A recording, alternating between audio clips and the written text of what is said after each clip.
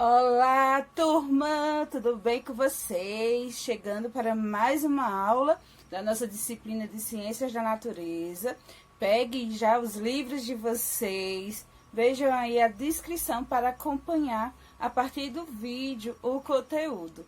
Em caso de dúvidas, já vão anotando essas dúvidas, as curiosidades e podem me enviar via WhatsApp ou no momento que a gente tiver o nosso encontro, vocês podem aproveitar para questionar, para poder esclarecer as dúvidas de vocês e também curiosidades, tá bom? Vamos juntos nessa para mais uma aula de ciências?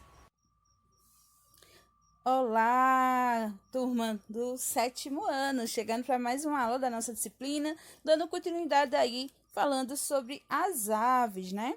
Relembrando que as aves são seres vertebrados, ou seja, têm a coluna vertebral, que vieram diretamente dos répteis, ou seja, dos dinossauros que começaram a apresentar penas há mais de muitos anos aí, atrás, né? Mais de muitos anos. E que esses seres vivos, né, apresentam características que também diferenciam-se dos demais vertebrados que a gente viu até aqui. E hoje, na nossa aula, a gente vai estar falando sobre a nutrição, respiração, reprodução e classificação das aves. Então, quando a gente fala em nutrição, a gente pode ter em vista que as aves, elas apresentam alimentação com base em serem herbívoras, carnívoros e também onívoros. Então, eles têm uma alimentação aí bem diversificada de acordo com a espécie. Por exemplo, a gente pode destacar que as aves elas possuem bicos e pés que são modificados e que permitem explorar diversos tipos de alimentos. A gente vai ter as espécies herbívoras, que vai se alimentar aí de frutas, de sementes, de folhas de vegetais, que pode ser as araras, os canários. Assim como a gente tem espécies carnívoras, como o gavião, que vai se alimentar de répteis, até de artrópodes, no caso de insetos. E também a gente vai ter os onívoros, que se encaixam a galinha, né? Que ela se alimenta, ela tem uma alimentação aí que tanto se destaca os vegetais, como também animais invertebrados. E o sistema digestório das aves, né, é composto por boca, uma língua pequena, faringe curta, esôfago, estômago formado por duas câmeras, que uma é o proventriculo e uma moela, e a gente vai estar falando qual é a função de cada um, o intestino delgado, o intestino grosso, secos e cloaca.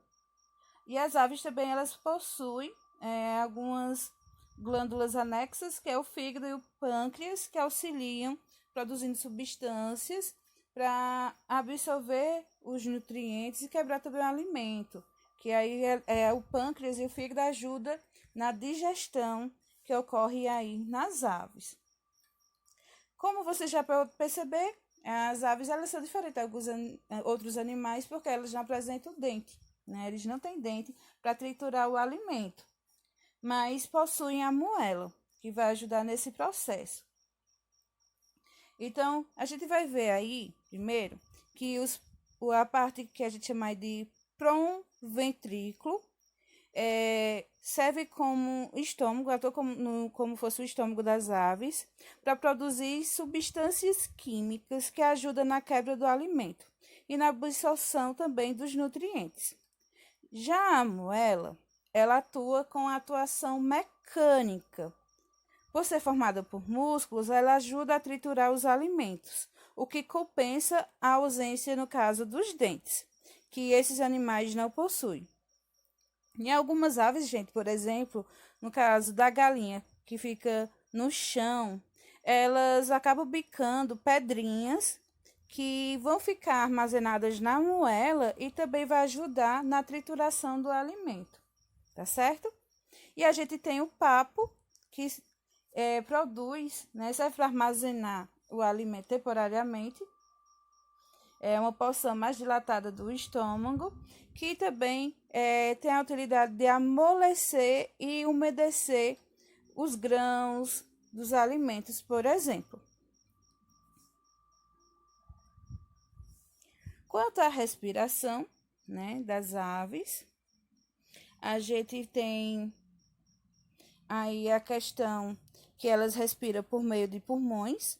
Os pulmões das aves são muito pequenos, é muito resistente também. E então ela não vai ampliar, no caso, o tamanho, né, do pulmão no processo de respiração. E a gente também tem anexo a esses pulmões os sacos aéreos, que conseguem armazenar o ar e auxilia no voo desses seres vivos. Agora que os sacos aéreos, eles não estão adaptados a trocas gasosas, sendo esse processo apenas ligado ao processo do pulmão, né? O pulmão que vai ser responsável por estar fazendo a troca gasosa. Então, as aves eles têm aberturas que a gente chama de narinas, que está bem presente, está bem próximo ao bico, né? São os dois orifícios que estão ali ligados ao bico. Então, durante a expiração, o ar entra pelas narinas, passa pela laringe, traqueia e pelos brônquios, chegando aos sacos aéreos posteriores. Já na expiração, o ar oxigenado dos sacos aéreos posteriores passa para os pulmões, onde ocorrem as trocas gasosas. Ao mesmo tempo, o ar presente nos pulmões passa para os sacos aéreos anteriores, de onde é eliminado para o ambiente. Então, a gente vê aí que a funcionalidade e o processo de troca gasosa ocorre nos pulmões e que os sacos aéreos eles têm a utilidade de armazenar o ar, que aí vai auxiliar também no processo de voo desses animais. E as aves também contam com a siringe, que é um órgão vocal muscular que está relacionado aos sons situado na extremidade da traqueia. O som das aves funciona como meio de comunicação e, em geral, desempenha papel essencial também na reprodução. Com seu canto, muitas aves marcam seu território e atraem parceiros. E tanto a siringe como os sacos aéreos são estruturas que a gente só vai encontrar presente nas aves. Por isso que a gente vê que eles têm características distintas, né, que diferem dos outros vertebrados que a gente estudou até agora. Eu vou voltar aqui um pouquinho com relação ao sistema digestório, que eu esqueci de falar para vocês, com relação à funcionalidade que a gente já sabe da cloaca, que ela está com interligação tanto para o sistema reprodutor, como excretor, para a eliminação de fezes e de urina. Então, depois que o alimento passa pela cavidade oral, que segue todo o percurso, né, de faringe, esôfago, estômago, intestino delgado, os secos e a cloaca, né, que a cloaca é responsável pela eliminação das excretas. E as fezes que chegam à cloaca é uma porção dilatada comum ao sistema urinário reprodutor, onde são misturadas a urina e eliminadas do organismo. Então, a gente não vê nitidamente que a ave está eliminando urina, mas você pode perceber, se você observar, que as fezes são liquefeitas, ou seja, naquela área está tendo a eliminação tanto de fezes como de urina. A porção esbranquiçada presente muitas vezes nas fezes das aves é a urina, tá certo? Quanto à reprodução, é comum, como a gente já viu, a questão de ter uma diferenciação entre o macho e a fêmea, né? Que no caso, as penas, muitas vezes os machos são mais atraentes para poder atrair a sua parceira para o acasalamento, ou seja, para a reprodução. Ou seja, eles têm o dimorfismo sexual e que o macho é diferente das fêmeas. Isso pode ser com relação às penas, a coloração também, o formato, algumas características que aí as pessoas conseguem reconhecer e diferenciar o macho da fêmea. Então, é comum os machos e as fêmeas apresentar diferentes características externas. Os machos, entre muitas espécies, por exemplo, destacam-se por apresentarem uma plumagem mais vistosa. Além das características externas, na época da reprodução de muitas espécies, observa que os machos emitem sons característicos e realizam rituais para atrair as fêmeas. Então, as aves possuem também sexos separados, a fecundação ocorre de maneira interna. Durante a cópula, o macho lança seus gametas no interior do corpo da fêmea.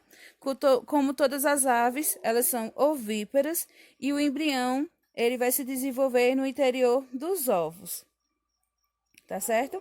E essa casca do ovo, né, tem a presença do calcário, que faz com que a casca seja dura e bem firme.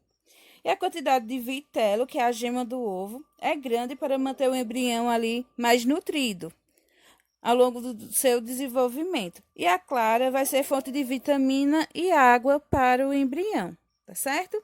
Então, após a postura, né, os ovos precisam ser aquecidos para que o embrião vá se desenvolvendo também aí de maneira adequada. E em algumas espécies existe um revezamento nessa questão do ovo para ser aquecido. E outras, a fêmea que vai estar chocando os ovos. Mas também existe aqueles que têm o revezamento. O macho, ele também pode estar fazendo esse processo de chocamento, né? Ele está aquecendo os ovos, para que assim eles se mantenham se desenvolvendo. Quanto à classificação, a gente pode perceber que as aves, elas têm uma classificação aí bem diferente, né? Com relação a algumas características. A gente vai ter as galiformes, que apresentam como as galinhas, né, aves terrestres, elas têm os bicos mais curvos, as asas são curtas e arredondadas. A maior parte delas realiza voos rápidos e de curta distância. E a gente tem a galinha, o peru, a galinha da Angola, codornas, pavão, fazão, mutum, jacu, jagutinga, tudo são representantes aí dessas características, né? No caso dos galiformes. Aí a gente tem as anseriformes. As anseriformes incluem aves aquáticas ou semiaquáticas, ou seja, tem uma fase. Ela pode ficar, não é que tenha fase, ela pode estar tanto no ambiente aquático como também no ambiente terrestre, no caso das semiaquáticas. Essas aves possuem dedos unidos por membranas, o que facilita sua locomoção na água. E a gente tem como exemplo aí o pato, o ganso, o marreco e o cisne. A gente também tem os colubiliformes. Os colubiliformes incluem aves de cabeça e pés pequenos. O bico dessas aves é elevado na base e a ponta tem o formato de gancho. E a gente tem aí exemplos da pomba, a rolinha, o avoante e a juruti. Também temos os passeriformes. Os passeriformes inclui a maioria das aves conhecidas popularmente como passarinhos.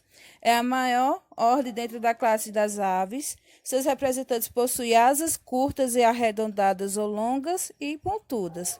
Já a cauda varia entre curta e muito longa. E a gente tem aí alguns exemplos como o canário, a saíra, a gralha, o João de Barro, o pardal, o bem-te-vi.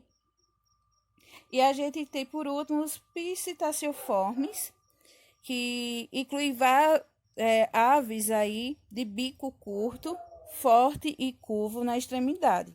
As pernas são curtas, a cabeça é relativamente grande e o pescoço é grosso. Essas aves são conhecidas também como trepadoras, pela forma característica com que se movimenta sobre os galhos. Aí a gente tem o exemplo do papagaio, a calopsita, a arara, a cacatua. Então, são exemplos desse grupo que tem essas características. E a gente também tem outro que não está destacado aí, que são os falconiformes, que vai incluir as aves de rapina, que se caracteriza principalmente por possuir um bico curvo nas extremidades e que é utilizado para rasgar o corpo das suas presas. Tem algumas informações que eu queria destacar para vocês também com relação às aves, é que elas têm um sistema sensorial vamos dizer, bem aguçado com relação à visão e à audição. Os olhos das aves, gente, são bem desenvolvidos de modo geral. Elas têm a questão de,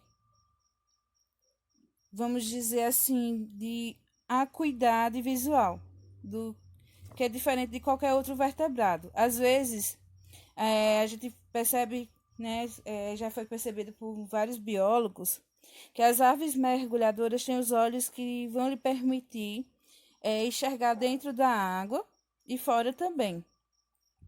E as aves de rapina, como águias e falcões, por exemplo, têm a capacidade de enxergar uma presa a grandes distâncias. Nós, por exemplo, seres humanos, a gente não consegue ficar com os olhos abertos e enxergar tudo que está no fundo da água, né, do ambiente aquático. Essas aves, elas têm um sistema sensorial da visão bem aguçado, que consegue visualizar o que está dentro, no interior da água, como também a altas e grandes distâncias. As aves também têm hábitos diurnos, né? As aves de hábitos diurnos têm os olhos mais adaptados para enxergar cores. Os beija-flores, por exemplo, conseguem enxergar comprimentos de onda próximo aos de luz ultravioleta, que são invisíveis para nós seres humanos. E a questão dos sons também, né? Eles conseguem perceber o som a grandes distâncias. Então, pessoal, essa foi a nossa aula. Eu espero que vocês tenham gostado, que vocês anotem as dúvidas de vocês, curiosidades também, para a gente estar depois falando sobre isso, tá bom? Muito obrigada por ter chegado até aqui, ao finalzinho do vídeo. Eu espero que vocês tenham gostado, como eu já falei, e que vocês estejam se cuidando, tá bom? Tô com muita saudade de cada um de vocês.